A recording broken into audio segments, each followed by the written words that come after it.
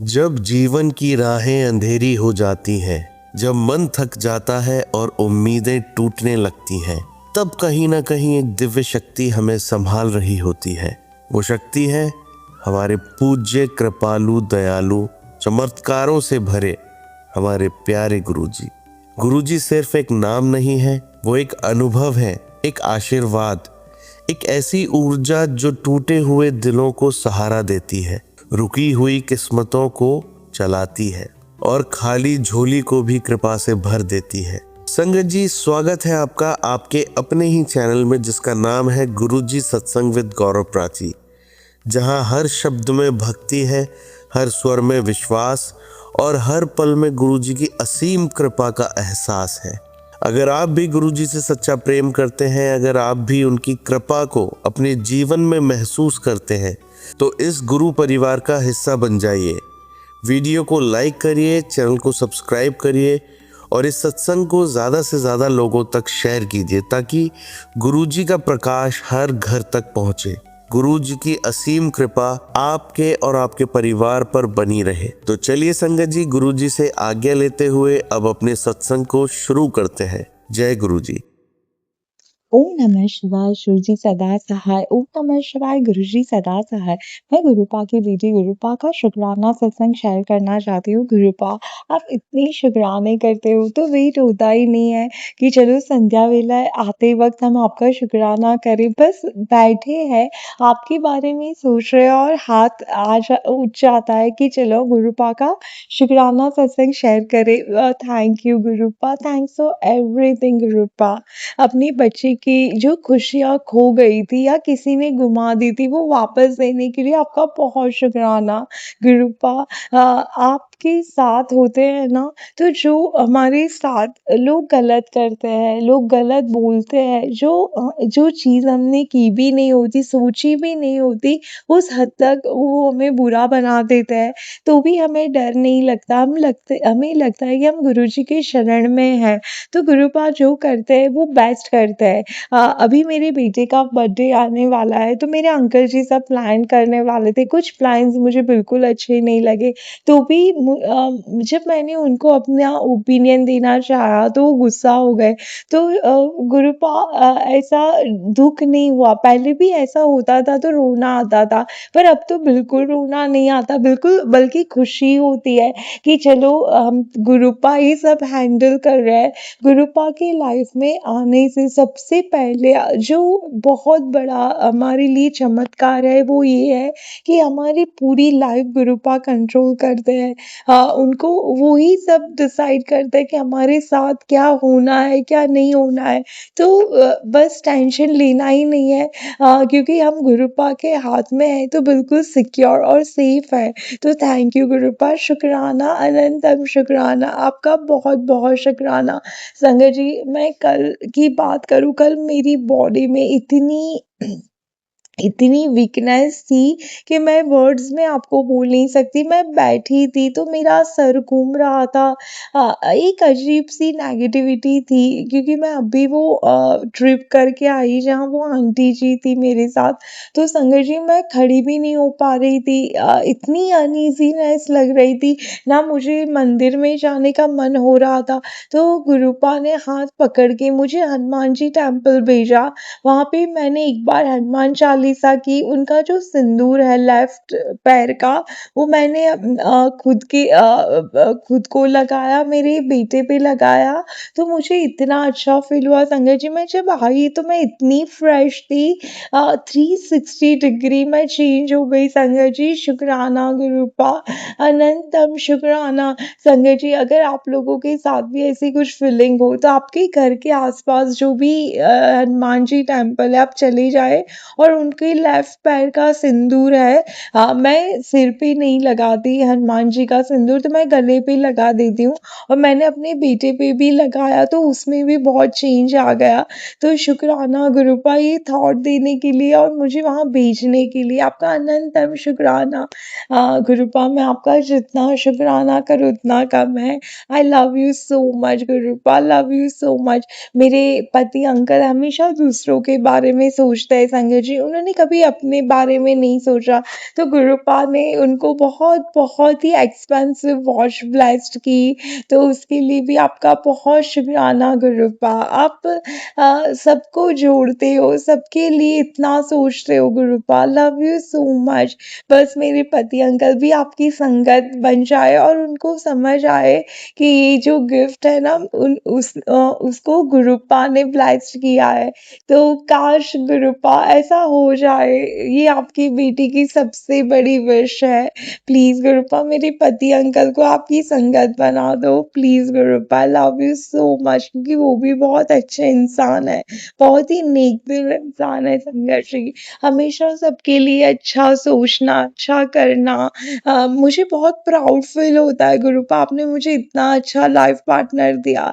शुक्राना गुरुपा, अनंतम शुक्राना, love you so much गुरुपा। हम लोगों की लाइफ ब्लेस्ड करने के लिए भी आपका अनंतम शुक्राना। लव यू सो मच गुरुपा, love you lots lots lots. ओम नमः शिवाय, शिव जी सदा सहाय। ओम नमः शिवाय, गुरु जी सदा सहाय। जय गुरु जी, शुक्राना गुरुपा, अनंतम शुक्राना। संगत जी आइए अब सुनते हैं लास्ट आंटी का सत्संग। जय गुरु जी, शुक्राना गुरु जी। सारे संगत जी को जय गुरु जी। सर्वप्रथम गुरु जी की मंत्र जाप के साथ मैं आज का शुक्राना सत्संग शेयर करूंगी। ओम नमः शिवाय, शिव जी सदा सहाय। ओम नमः शिवाय, गुरु जी सदा सहाय। ओम नमः शिवाय, शिव जी सदा सहाय। ओम नमः शिवाय, गुरु जी सदा सहाय। ओम नमः शिवाय, शिव जी सदा सहाय। ओम नमः शिवाय, गुरु जी सदा सहाय। जय जय गुरु जी, धन धन गुरु जी, वाह वाह गुरु जी। संगत जी, गुरु जी का बहुत बार मैसेज आया है कि हनुमान बाबा तेरे बहुत रक्षा कर रहे हैं, तुम्हारी प्राणों की रक्षा कर रहे हैं और तुम्हारा ये फर्ज बनता है कि तुम उन पर 2 लड्डू और उन्हें लाल गुलाब के पुष्प चढ़ाओ। तो ये टेलीपैथी हुआ था, ये मैसेज बहुत बार मेरे सामने आया था, बहुत संगत जी के माध्यम से आया था। तो मैं आखिरकार ये कब करूं, कैसे करूं, करते करते आखिरकार शिवरात्रि के पहले दिन जो सैटरडे था उस दिन मैंने गुरु जी की दया से और कृपा से मेरा वो काम पूरा हुआ। मैंने हम जो 3 जन हैं तो तीनों की तरफ से 2-2 लड्डू करके 6 लड्डू मैंने हनुमान जी के चरण कमलों पर चढ़ाई और लाल गुलाब के पुष्प भी चढ़ाई हूँ। हनुमान जी से विनती है कि वो मेरी ये लड्डू और गुलाब की सेवा स्वीकार करें। जय वीर हनुमान, जय सिया राम। अब आती हूँ मैं एक ब्लिसफुल डे, मेरे लाइफ का सबसे सुंदर, सबसे प्यारा, वो है शिवरात्रि 2026। गुरु जी का बहुत बार मैसेज आया था कि मंदिर आके अपनी ब्लेसिंग्स ले जा, मंदिर आके ब्लेसिंग्स ले जा, लेकिन मैं अपने हस्बैंड से बोल नहीं पा रही थी। वो थोड़ा ऑफिस के काम से इधर उधर बिजी थे, टूर पे जा रहे थे बार बार, और मेरा मन भी था कि वो जैसे ही उड़ीसा से एक बार आए तो मैं उनको मंदिर लेके जाऊं, तो वो भी बन नहीं पा रहा था। बीच में मेरा बर्थडे भी आया, तो उस दिन भी मैंने कोशिश की कि हम चले जाएं और जाके आ जाएं, वो भी नहीं हो पाया था, तो मेरा मन दुखी हो रहा था। आखिरकार गुरु जी का आदेश आया कि शिवरात्रि को जैसे भी करके तुझे आना है बड़े मंदिर और ब्लेसिंग्स लेके जानी है। तो मुझे लगा शिवरात्रि को तो फास्टिंग है, उस दिन मुझे नहीं लगता कि मैं फास्टिंग में इतना दूर जा पाऊंगी और आ पाऊंगी। अगर नहीं हो सका तो फिर मैं देखूंगी शिवरात्रि के बाद जाऊंगी, ऐसे मन ही मन सोच रही थी। उसके बाद क्या हुआ, मतलब उससे पहले क्या हुआ, गुरु जी का बहुत बार मैसेज आया था कि शिवरात्रि को मैं तुम्हारे घर आऊँगा शिवरात्रि को, और उस दिन मुझे पहचान लेना। और मैं एक ऑरेंज कलर का चोला और उसके ऊपर ब्लैक कलर का शॉल ओढ़ के आऊँगा, वो तुम मुझे पहचान लोगी ना कि मैं आया हूँ, मुझे पहचान लोगी। और फिर दूसरे संगत जी से भी सुना था कि शिवरात्रि को कैसे भी करके सुबह जिसको तबीयत खराब है वो शिवलिंग में जल के साथ चढ़ाएं, कुछ सफ़ेद मिठाई और काला तिल जैसे भी करके चढ़ा के आए मध्याह्न के समय में। इसलिए मैं मध्याह्न के समय में ही 1 बजे गई शिव मंदिर, पास वाले हमारे घर के पास वाले शिव मंदिर में गई और शिव जी पर मैंने कमल पुष्प के साथ धतूरा जो भी है, बेर, ये सब चढ़ाने के साथ काला तिल भी चढ़ाया। और सफ़ेद मिठाई के नाम पे तो मिठाई नहीं था, सॉरी गुरुजी, घर में जो सफ़ेद नकुल दाना था मैंने वो चढ़ाया था। और साथ में गंगा जल चढ़ा के आई थी। और जब आई तो मैं आपका पादुका लेके पूरे घर में आके छिड़काव किया। तो मेरे सुबह का वो वाला एक गुरुजी का आदेश जो था मेरे लिए कि शिवलिंग में कैसे भी करके ब्लैक तिल जो है वो चढ़ाना है। उसके साथ-साथ अर्जी भी लगानी है कि शिवलिंग से पास जाके कि मैं ये तिल आपको समर्पित कर रही हूँ और उसके साथ आप मेरे रोग कष्ट जो हैं आप हरण कीजिए। तो मैंने ऐसा ही किया गुरुजी के आदेश पर। जय गुरुजी, शुक्राना गुरुजी, आपने मेरा हाथ पकड़वा के करवा दिया। और उसी दिन शिवरात्रि के दिन शाम के लिए भी मेरा एक आदेश आया था मेरे लिए कि तुम्हें शाम के टाइम घर में कपूर और लौंग जलाना है, वो भी 5 लौंग, कपूर और गाय का कंडा हो जो होता है, गाय के कंडे में कपूर और 5 लौंग जला के पूरे घर में धूनी दिखाना है। तो ये वाला शाम को करना था, ये शाम का टारगेट था। तो मैंने और गुरुजी का साथ-साथ आदेश भी था कि बड़े मंदिर भी आना है दिल्ली, और मैं रहती हूँ गुड़गाँव में। तो मैंने सोचा फास्टिंग है, एक तो पास वाले मंदिर में गई 1 बजे, उसके बाद मेरा मन घर में आके मतलब पूजा करने के बाद फटाफट पूजा किया। उसके बाद फिर मन किया चलो जैसे हस्बैंड से बोल के देखती हूँ। हस्बैंड तो पहले ना-नू किया, बहुत मनाही किया। उसके बाद उन्होंने देखा इसका बहुत ज़्यादा ही मन है, तो पता नहीं वो तो गुरुजी के आदेश के हिसाब से सब कुछ होता है। तो वो मान गए और हम निकल पड़े 3 ढाई 3 के करीब तुरंत निकल पड़े मंदिर के लिए, बड़े मंदिर के लिए। इतना अच्छा भव्य उस दिन का दृश्य, वाह! मेरा तो रोम-रोम रोमांचित हो गया। इतनी खुश हुई मैं। जल प्रसाद में हमेशा गुरुजी से 2-2 जल प्रसाद माँगती थी। उस दिन मुझे 2-2 जल प्रसाद, हम तीनों के लिए 6 जल प्रसाद की बोतल मिल गई हमें। मैं बहुत खुश हूँ गुरुजी। उस दिन का जो दिव्य दर्शन, गुरुजी के जो दिव्य दर्शन है, मतलब पूरे गुलाबों से भरा हुआ, और पूरा मंदिर मतलब इतना अच्छा सजावट हुआ था मंदिर के प्रांगण में और पूरे मंदिर में। मतलब दिल खुश हो गया वो सब देख के कि वाह! गुरुजी ने मुझे ये मौका दिया दर्शन करने का, गुरुजी को निहारने का। और जब मैं गुरुजी के जो मेन बड़ा वाला जो स्वरूप है गुरुजी का, उसके चारों तरफ जो लाल-लाल खंभे बने थे, पूरा गुलाब से सजे हुए थे। और बाकी जो एक राउंड उस दिन जो कोई मंदिर में बैठने को नहीं मिला था, सब खड़े-खड़े दर्शन करके आ रहे थे।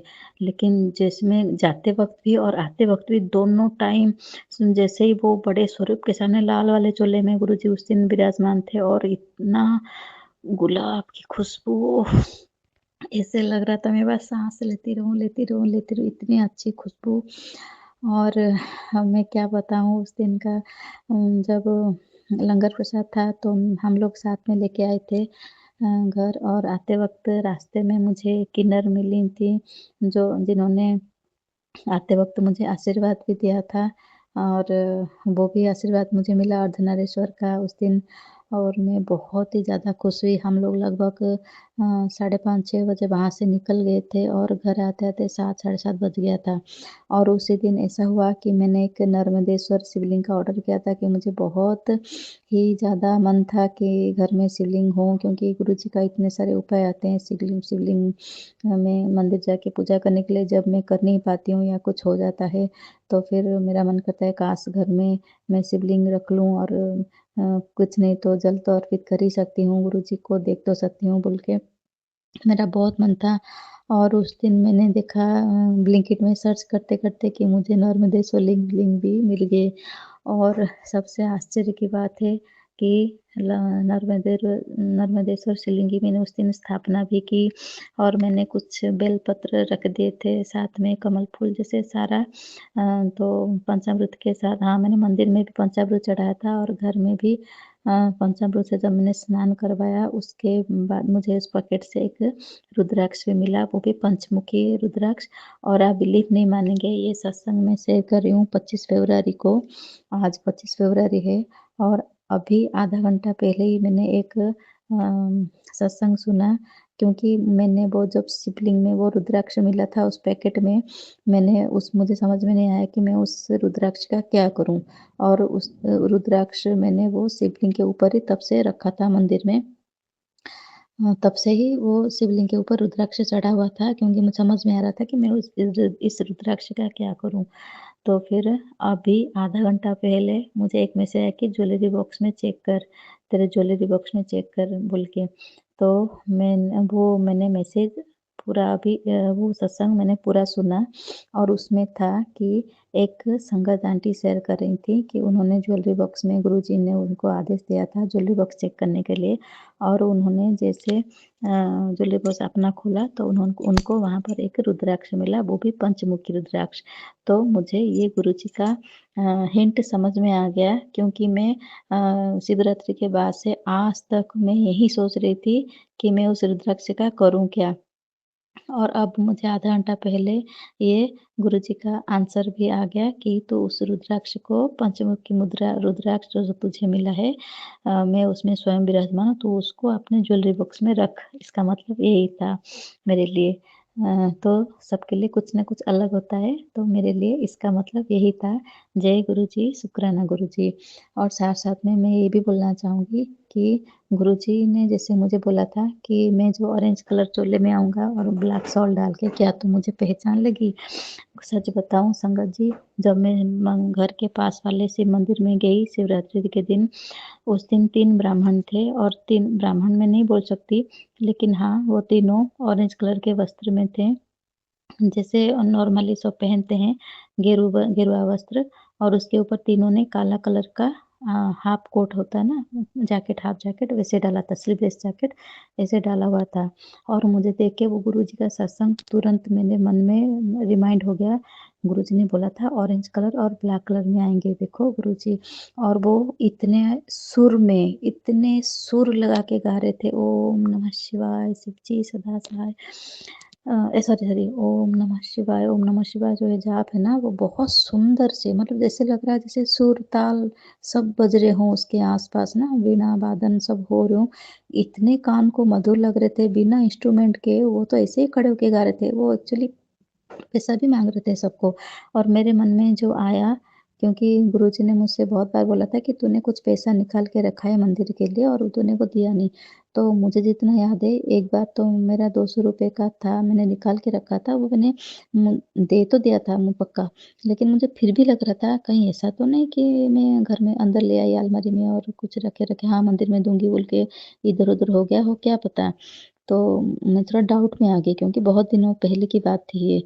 तो उस दिन मेरे मन में आ रहा था, नहीं गुरुजी का ये 2-3 बार मैसेज आ गया है, मैं ऐसा करती हूँ, उसमें क्या फ़र्क पड़ता है, अगर हम दोबारा भी दे दें उसको क्या फ़र्क पड़ता है। तो मैं वो पैसा लेके गई थी अलग से कि मंदिर में डालने के लिए। और आपको सच बताऊँ, जैसे ही मैंने उनको देखा, उन तीनों बाबा जी को, जैसे वो गा रहे थे ओम नमः शिवाय, कितने सुर में, मतलब ऐसे लग रहा था उनके पास खड़े होके बस सुनती रहूँ, लेकिन इतना टाइम नहीं था, क्योंकि मुझे वहाँ से आने के बाद फटाफट गुरुजी के बड़े मंदिर भी जाना था। मन ही मन तो सोच रखा था कि दिल्ली भी जाना है और आना है, और शाम को घर में भी पूजा करनी है। बहुत सारा था उस दिन प्रोग्राम। तो फिर मैं फटाफट के चक्कर में गई, और जब मैंने सोचा जाते वक़्त नहीं दूँगी पैसा, क्योंकि मेरे हस्बैंड पीछे-पीछे चल रहे हैं, वो तो डाँटेंगे कि तुम मतलब मंदिर में पूजा करने आई हो कि दान दक्षिणा करने आई हो।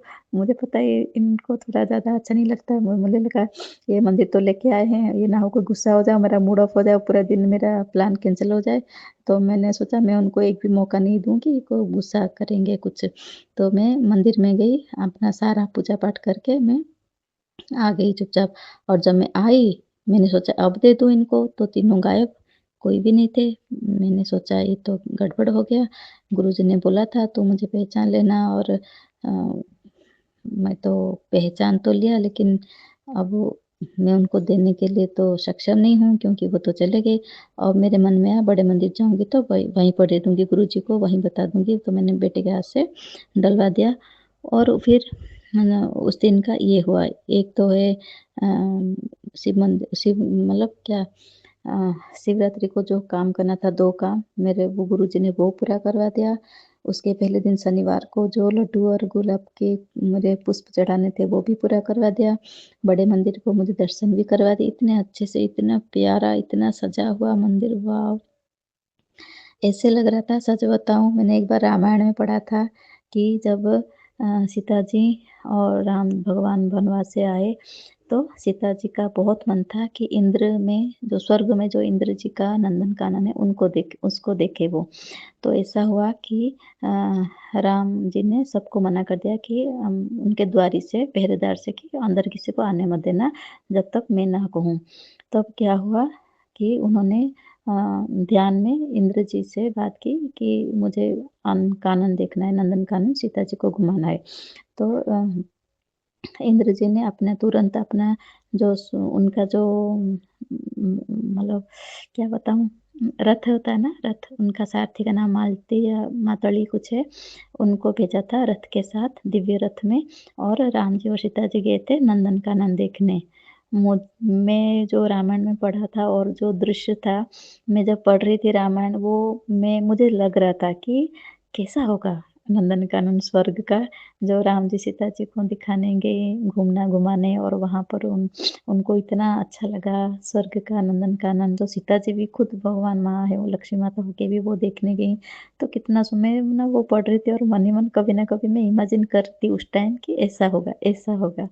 उस दिन जब मैं गुरुजी के मंदिर गई, बड़े मंदिर, इतना फूलों से सजा हुआ था, मुझे लगा स्वर्ग का नंदन-कानन यही है क्या, जहाँ सीता जी को घुमाने लाए थे राम जी। तो मैं बहुत खुश हुई, गुरुजी, ऐसा लगा पता नहीं मैं स्वर्ग में हूँ क्या? Thank you, thank you, thank you guruji, शुक्राना।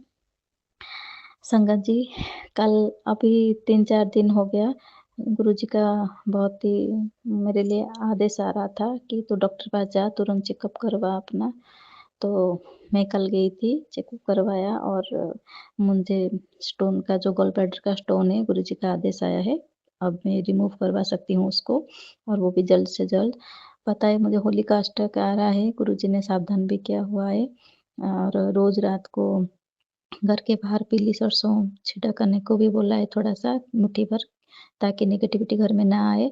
लेकिन गुरुजी का भी मुझे बहुत मैसेज आ रहा था कि मारण क्रिया की जा रही है, तो फिर तो सतर्क रहें। और फिर मैं सोचा, गुरुजी आप तो बोल रहे हो घर से बाहर भी ना जाना, और फिर ऑपरेशन भी करवाना है, कैसे करूँ? आप बिलीव नहीं करोगे, मेरे पेट में दर्द हुआ, बहुत ही तेज़ दर्द हुआ, 3-4 दिन पहले इतना दर्द, मैं समझ गई थी कि कुछ न कुछ तो हुआ है ये। गुरुजी का मारण क्रिया का बार-बार मैसेज आना, उसके साथ ही मेरे पेट में इतना तेज़ दर्द, वो कोई साधारण दर्द नहीं था। स्टोन तो है मुझे 1 साल से, 2 साल से, लेकिन कभी दर्द नहीं हुआ, कभी नेवर एवर। मैं 100% गारंटी देके बोल सकती हूँ, स्टोन की दर्द मुझे कभी नहीं हुई, मेरे गुरुजी की दया से कभी नहीं। मैं हमेशा जल प्रसाद और चंदन प्रसाद लेती थी गुरुजी का, मैं कभी दर्द नहीं हुआ। साईं बाबा का विभूति भी लेती हूँ रोज़, इसकी वजह से मुझे कभी दर्द नहीं हुआ। स्टोन मुझे पता ही नहीं चलता कि मेरे स्टोन हुआ है, वो तो गुरुजी का 2 साल पहले आदेश था, जाके टेस्ट करवा, तेरे पेट में गंभीर बीमारी पनप रही है, तुझे कैंसर हो रहा है, ये बोला, तो जाके अभी जाके डॉक्टर से चेक, गुरुजी के आदेश से ही मैं गई, और मेरा स्टोन का निकला कि हाँ स्टोन है बोलेंगे, तो मुझे वो भी दर्द नहीं हो रहा था।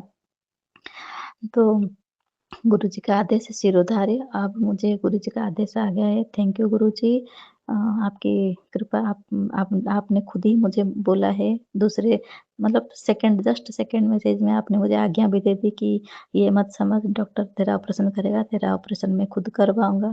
तो कल गुरु का वार है, आपका वार है गुरुजी, और आप ही मेरा ऑपरेशन कल करवा दीजिएगा, यही अरदास है। और मैं आपको और एक चमत्कार बताती हूँ संगत जी, थोड़ा-सा और पेशेंस रखिए। चमत्कार यूँ हुआ कि 3-4 दिन पहले जो मेरे पेट में अचानक से तेज़ दर्द हुआ, तो वो वही मारण क्रिया का जो प्रभाव था, उसी के प्रभाव की वजह से मेरा बहुत तेज़ दर्द है। उसी की वजह से मैं जा रही हूँ कि मेरा ऑपरेशन करवाने के लिए, गॉल ब्लैडर रिमूव करवाने के लिए तुरंत। अदरवाइज़ मुझे आज तक कोई भी दिक्कत नहीं हुई स्टोन की वजह से, कभी दर्द ही नहीं हुआ, पता ही नहीं चला, कुछ भी नहीं था। ये मेरा दर्द हुआ सैटरडे को मुझे दर्द हुआ, शायद जी सैटरडे को, और संडे को मैं क्या देखती हूँ, क्योंकि सैटरडे को जब दर्द हुआ मैं परेशान हुई बहुत, संडे इवनिंग तक। क्योंकि गुरुजी का मैसेज आ रहा था बहुत बार कि तो तेरे ऊपर और तेरे बच्चे के ऊपर मारण क्रिया करी जा रही है, तू सावधान रहे। तो इसके में जो कुछ है तो वो गुरुजी के हाथ में है। हमारे हाथ में तो कुछ हो ही नहीं कि हमें कुछ सोच दें और कुछ हो जाए। गुरुजी तो हमें आगाह कर रहे हैं और साथ-साथ बचा भी रहे हैं, रक्षा भी कर रहे हैं, रक्षा कवच भी दिया हुआ है, पहरा भी लगा है, सब कुछ है। तो हम गुरुजी का साथ-साथ ये भी मैसेज है कि तेरा तू चिंता मत कर, तेरा कोई और तेरे बच्चे का कोई बाल भी बांका नहीं कर सकता। इतना विश्वास तो है, श्रद्धा है और सब्र भी है। उसमें कोई कमी नहीं मेरी भक्ति में तो गुरुजी को ही पता है कि मैं उनकी झल्ली बेटी, उनके सिवा मेरा कोई है भी नहीं, मैं किसी के ऊपर भरोसा नहीं करती, सिवाय भगवान के, सिवाय गुरुजी के।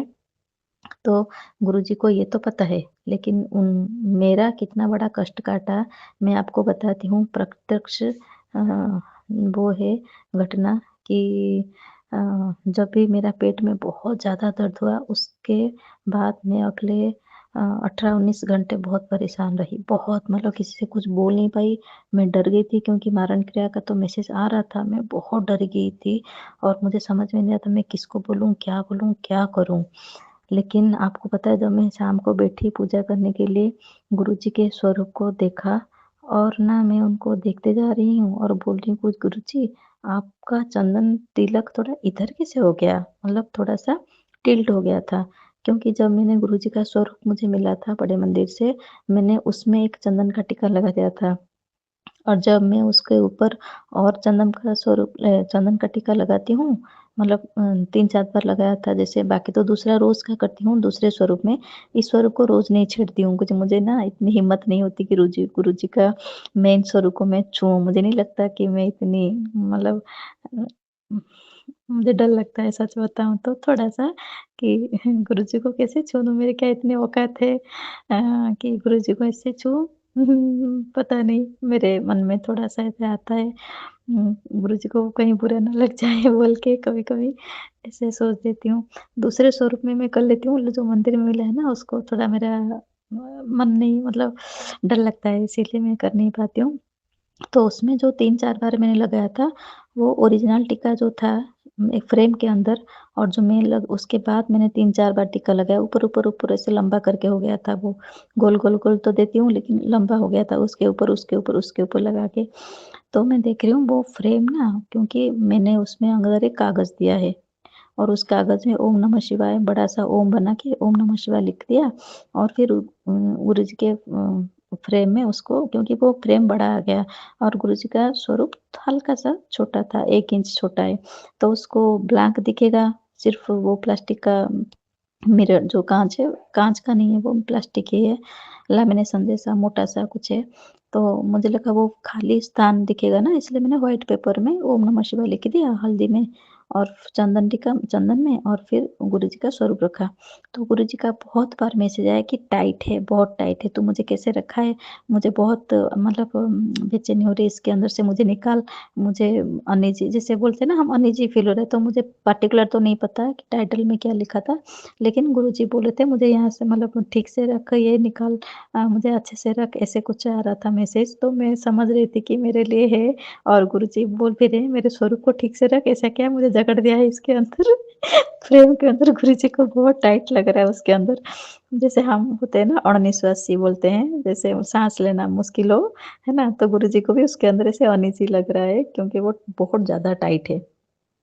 एकदम टाइट है, मैंने वो कागज़ दे दिया ना मोटा वाला ये आर्ट एंड क्राफ्ट का जो मोटा वाला पेपर होता है ना, A2 का पेपर बड़ा वाला, उसमें से कट करके वो मोटा होता है ना, थिक आता है, तो गुरुजी का एकदम प्रेस हो गया है उसमें वो स्वरूप। तो गुरुजी का बहुत बार मुझसे आ गया है कि उसको निकाल तो मैं सोच रही हूँ भई वो थोड़ा मोर पंख मँगवा दूँ और पीछे मोर पंख रखूँ सेट करके फिर करूँगी, तो मैंने अभी मँगवाया नहीं, तो अभी भी वैसा है। आप सोचिए वो मारण क्रिया जो मेरे ऊपर हुआ था, जो मेरे पेट में इतना दर्द हुआ गुरुजी ने मुझे ऐसे बचाया कि मैं जब पूजा कर रही थी, पूजा खत्म हो गया, जब मैं पाठ करने के लिए बैठी और मैं गुरुजी के स्वरूप को देख रही हूँ, बातें कर रही हूँ मन ही मन कि गुरुजी मुझे इतना दर्द कैसे हुआ?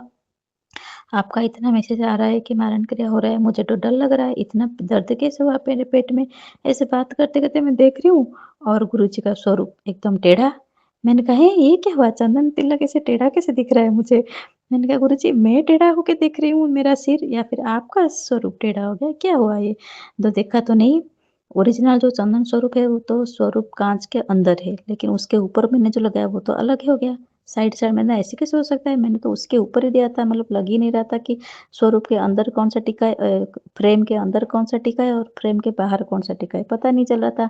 ये इतना ज़्यादा कैसे फ़र्क आ गया कि साफ-साफ दिख रहा है स्वरूप के अंदर का टिका और बाहर का टिका अलग कैसे दिख रहा है? मैंने जब ठीक से देखा तो स्वरूप पूरा टिल्ट हो गया है। इतना टाइट था, गुरुजी इतना कंप्लेन कर रहे थे, फिर भी स्वरूप उनका टिल्ट हो गया है अंदर। इसका मतलब गुरुजी ने, और उसी दिन मैं इतना रोई कि गुरुजी आपने मेरा इतना जो मारण क्रिया मेरे ऊपर हुआ था वो आपने सारा लिया है अपने ऊपर। स्वरूप गुरुजी का टेढ़ा हो गया है अंदर, जो कि वो बोल रहे थे मुझे निकाल, मुझे यहाँ घुटन हो रही है, घुटन। ये मेरा थोड़ा हिंदी कमज़ोर है ना, तो वर्ड मुझे नहीं मिला था। उनको घुटन हो रही, गुरुजी ने कितने बार आया था, और है भी बहुत टाइट। मैं उसको निकालूँगी, ठीक से करूँगी, सॉरी गुरुजी, मैं करूँगी उसको ठीक से। लेकिन इतना टाइट है, फिर भी टिल्ट हो गया। मैं ताज्जुब और इतना रोई, फिर गुरुजी का आदेश आया, सुबह 5, ये शाम की 9 बजे की, 8-9 बजे की बात है, 8 बजे की, साढ़े 8 बजे की, और सुबह 5 बजे अर्ली मॉर्निंग गुरुजी का मैसेज आ रहा है, "तू घबरा नहीं, और मैं ही तेरा डॉक्टर हूँ, मैं ही तेरा ऑपरेशन करूँगा, तू डॉक्टर के पास जा।" आप यकीन मानोगे, मैं हस्बैंड से बोला उस दिन शाम को, और फिर मैं उस अगले दिन डॉक्टर के पास गए, मतलब यस्टरडे की बात है, 24th की बात है फरवरी की। डॉक्टर के पास गई और मेरा ईसीजी हुआ, एक्स-रे हुआ, यूरिन और ब्लड टेस्ट हुआ, और सब कुछ टेस्ट होने के बाद, और फाइनली मेरा कल ऑपरेशन होने जा रहा है 26th को। जय जय गुरुजी, आप चाहते रहना और आप ही करना, आप ही मेरे डॉक्टर हो, आप ही मेरा ऑपरेशन करना, और आपकी मर्ज़ी से सब कुछ हो रहा है, आपकी मर्ज़ी से ही सब होना चाहिए, और आप अपनी रज़ा में मुझे हमेशा, अ, आपकी मर्ज़ी में हमें मेरी हमेशा मैं हमेशा आपकी रज़ा में रहूँ, आपकी मर्ज़ी से चलूँ।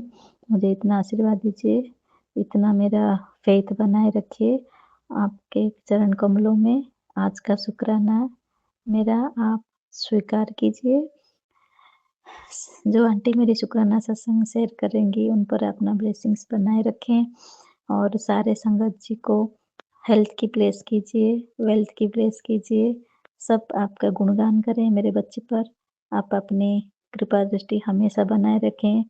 आप उसको उसके करियर में, उसके पढ़ाई में ढेर सारा ग्रोथ दिलाएँ, और उसको सक्सेस क्या होता है, मेहनत क्या होता है, उसको उसका भी थोड़ा मज़ा चखाए। गुरुजी, मैं इंतज़ार कर रही हूँ कि मेरा बच्चा भी मेहनत करे पढ़ाई में और खूब आगे जाए, और आपका नाम, मेरा नाम, सबका नाम ऊँचा करे। इसी अरदास और कामना के साथ आज का शुक्राना सत्संग आप स्वीकार कीजिए गुरुजी। जय जय गुरुजी, धन धन गुरुजी, वाह वाह गुरुजी। सारे संगत जी को जय गुरुजी।